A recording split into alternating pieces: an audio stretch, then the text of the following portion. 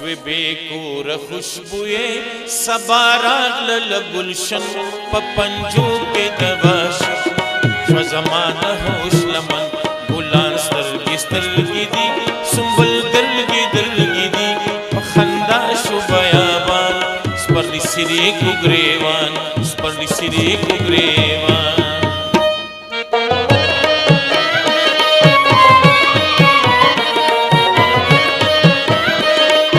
دا لاکډاون او د بارانونو دا سیزن چې و د ځایي زمیندارو دپاره ډېر زیات د نقصان سبب جوړ شوی دی.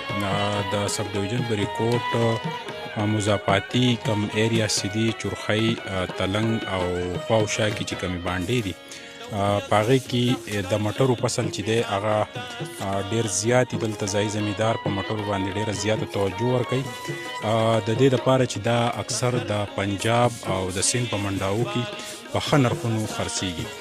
خو دې سیزن کې که یو طرف ته بارانونه ډېر زیات سوي او بل طرف ته لاکډاون و غټو منډاو ته رسایي نه وه نو دوی د بېشماره نقصانونو سره مخامخ شوي دي.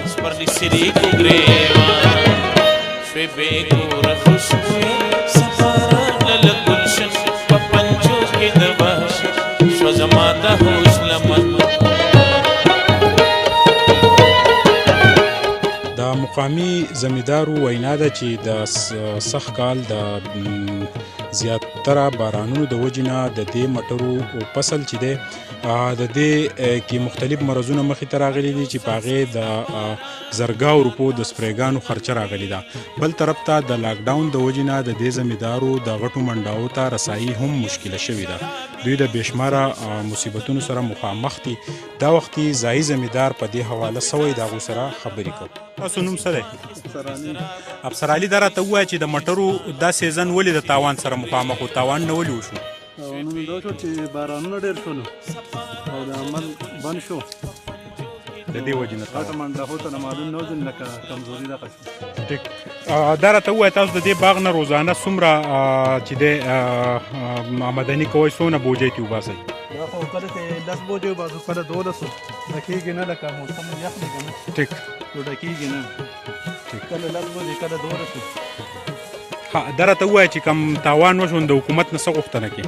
حکومت نه خو دا غوښتنه کوو چې د غریبانو لس ورکړي که نه دا ټول خلک بند ناست دی. ټیک ستاسو نوم څه دی؟ عمرزاده مټر چې تاسو کله شو کوئ د دې تاسو له دیاړي درکوئ په صحیح حساب یې کوئ یا دا ستاسو خپل باغ دی؟ څونه دیاړي درکوئ؟ ښه د دې نه مخکې د مټرو نرخونه ښه و د بارانونه او د کومه دغه چې لګېدلي د لاکډاون د دې د وجې نه نرخونه کم شوي دي؟ ښه نو تاسو څه وایئ چې څه وشي ستاسو دپاره د حکومت څه غوښتنه کوو؟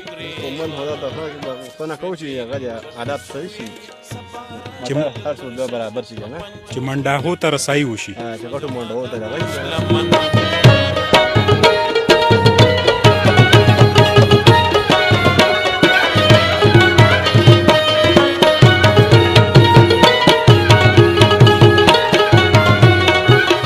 سب ډویژن بریکوټ او د سوات د مختلفو سیمو نه د زمیندارو د لوی پریشانۍ خبرې مخامخ راځي.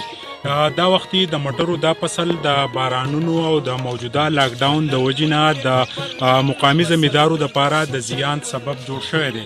د سیند او پنجاب مختلفو منډای کې د لاکډاون د وجې نه دا زمیندار د بېشماره مصیبتونو ښکار دي. دوی د حکومتي وخت نه غوښتنه وکړه چې د زمیندارو دپاره د خصوصي پیکج اعلان کړی شي. د کیمرامین عزت حسین سره سهیل باچا چرخی سوات.